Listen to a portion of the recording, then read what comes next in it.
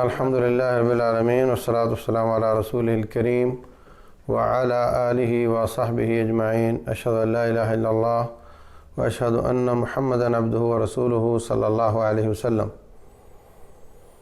سوال یہ ہے کہ کیا جادوگر واجب القتل ہے یا نہیں؟ یہ تو بات درست ہے کہ جادو یقین ہو جائے کہ یہ جادو ہے، جادوگر ہے، تو وہ واجب القتل ہوتا ہے۔ اس کی وجہ یہ کہ جادو سیکھتے وقت بھی اور اس پر عمل کرتے وقت بھی اللہ کے ساتھ کفر کرنا پڑتا ہے، شیطان کے ساتھ جڑنا پڑتا ہے، اور ایسے اعمال شیطان کرواتا ہے جو اسلام سے انسان کو خارج کر دیتے ہیں۔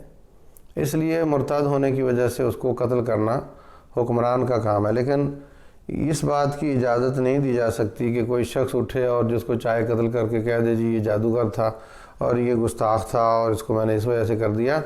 قانون کو ہاتھ لینے کی اجازت نہیں ہے، البتہ یہ بات درست ہے کہ جادوگر کی سزا وہ قتل ہی ہے۔